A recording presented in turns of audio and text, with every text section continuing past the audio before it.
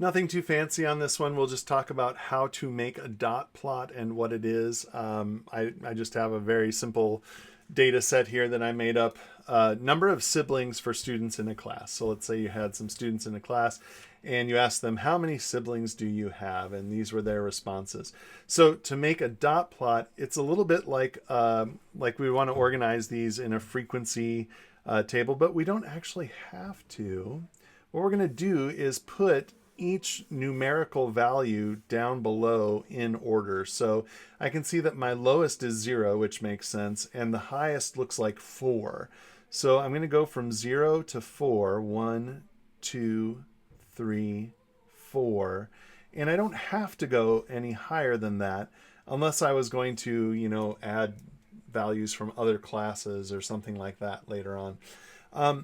Okay, so now what I'm going to do is put a dot for each time one of these values occurs. So 0, I'll mark that off and put a dot. 2, I'll mark that off and put a dot. 1, 4, and then I come back and I have another 1. So I'll mark that off and put a dot above that.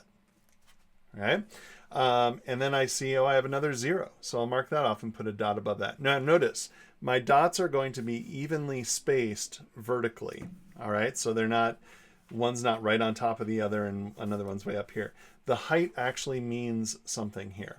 Now I have a 3, so I'll put a dot at 3, and a 2, I'll put a dot at 2, and then another 1, and then another 4.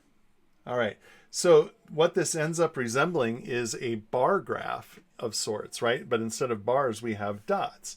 Now, we're going to label a few things here. So we will have our axis down here labeled.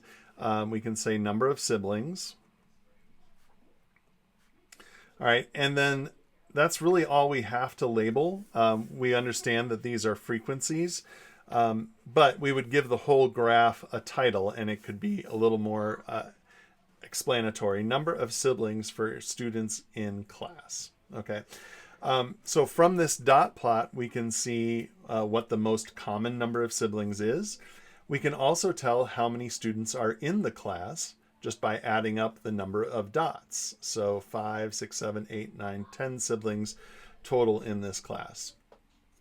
We could tell other things like the range of the number of siblings. So 4 minus 0, the highest number was 4. Various questions that we could ask like that. But that's the long and short of it. No, normally you will do this where we have some kind of quantitative values down here, usually counting numbers of some kind. But that can vary a little bit too. So there, nice and simple dot plot.